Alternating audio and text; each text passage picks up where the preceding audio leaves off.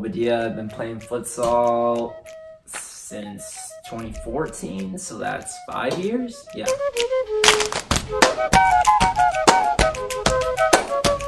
So I've always understood the game like pretty decently, like anybody else. It wasn't until in college where I joined ABK where I really started looking at the game more in depth. How to pressure in certain areas, how to move the defense, to really analyze the situation and see like where openings are, how to exploit openings, things like that. Pretty much like learning how to play a chess game. Gotta think 3 or 4 moves ahead. After playing my first or second year of futsal, after we won a national championship, I went to my senior year of college and I had the best season of my life, and I always attribute that to playing futsal and really like adapting and understanding.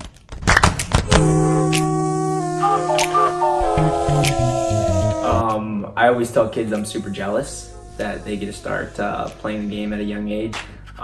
It's just great, like all the stuff I've learned. Obviously, like anybody else, you always wish you learned this stuff years ahead. But just with the youth, they can already start understanding like how to move the ball, how to do certain rotations, how to create space, how to do all that good stuff in a small confined space.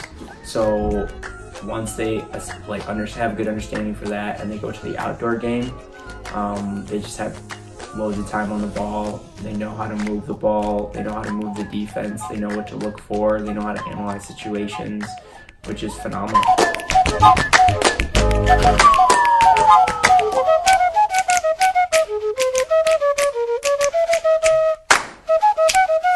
Yeah, PFL Combine. So I believe it was one of the first ones that they had down in Dallas, Texas. They invited Barcelona from Spain to come over and kind of do exhibition games with Team USA and Team Mexico. Team USA was just all the people that were on the national team, the national team staff. Same thing for Team Mexico.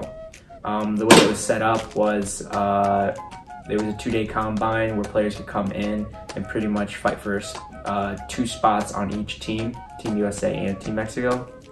I was fortunate enough to do well and got selected to play for Team Mexico.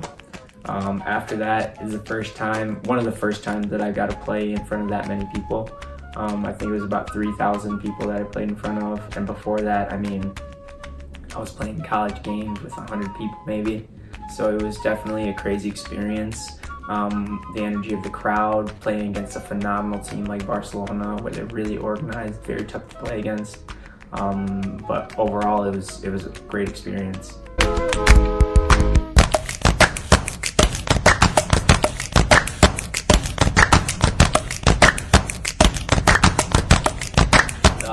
Indoor game is very similar to futsal. All like former pro futsal players always jump into the game of indoor and always do well. It's a little different just because of the big space. You got an extra guy, but the concepts are still there. Technical ability, playing quick, really moving the defense. My transition wasn't very hard once I joined the Pro Indoor League. I was able to pick up on things right away, so it made the transition very easy.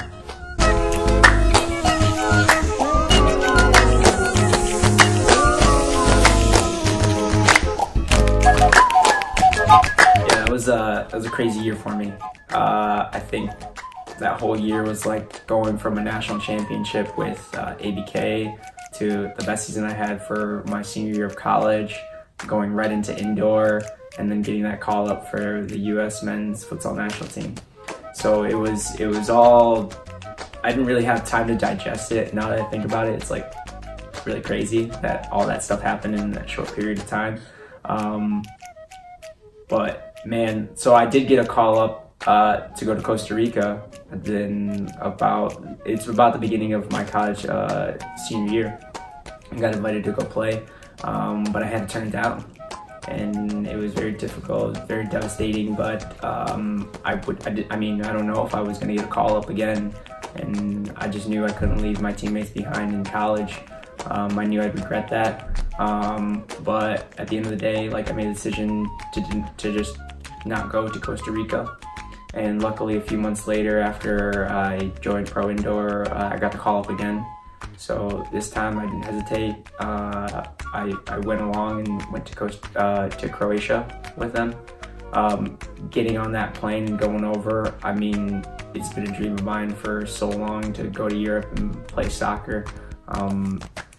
It was crazy to see the level of play, to go all the way over there to play against Croatia, Montenegro, and Slovenia. Like, it was very eye-opening that the level of futsal is just, there's another step to it.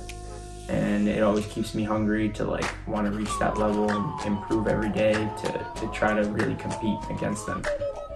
We have to be the PFL Combine in Texas, where my start first happened. It was great seeing just the fans of Team Mexico. We ended up losing against Barcelona pretty badly, but it was just crazy, like walking out into the locker room, and as we're walking out after the game, the fans and people cheering us on, and really it was just crazy to see, to have that support, and even in moments like that. So I think that's probably has to be one of my greatest memories so far. Oh man, soccer ball, probably some music, and my blanket. Yeah, I know it's a very childish thing, but it's probably my most prized possession. Big blanket, big Mexican blanket that my grandma gave me when I was like in 3rd grade, so I'd probably have to bring that too.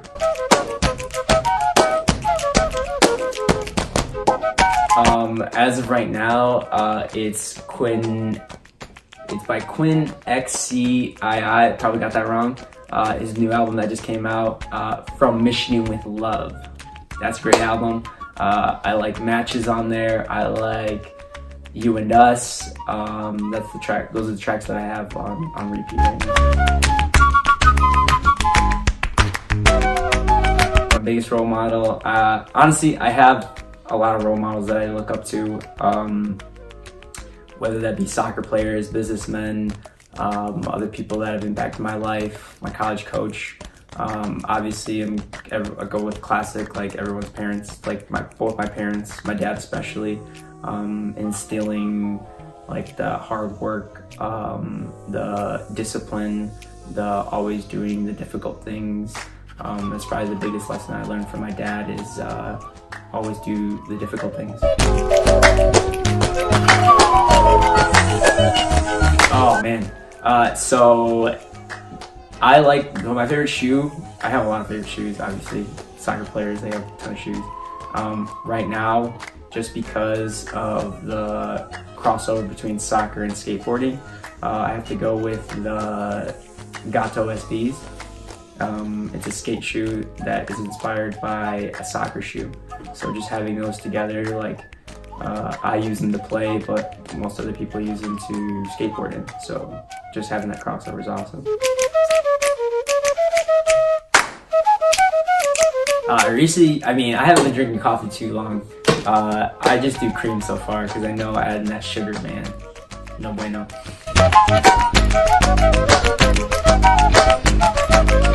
Favorite animal? Oh man, I'd have to go with the dog, man. I mean, I know people always go with crazy stuff, but a dog, I would love to have a dog. Can't wait to get a dog. This guy's just so loyal.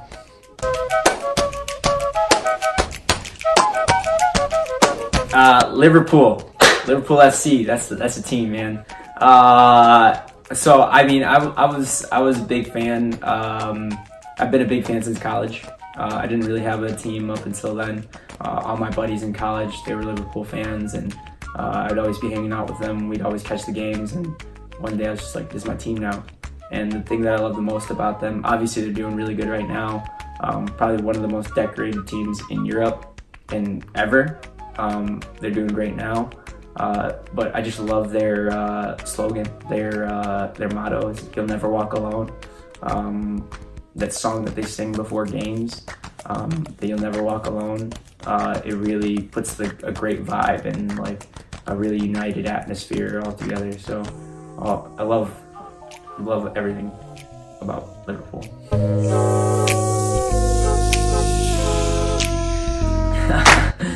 Favorite food, man, it'd have to be honestly Mexican food, tortas and tacos. Yeah, can't go wrong with those, especially ones from Mexico. Tacos, barbacoa. Oh man, those are fire.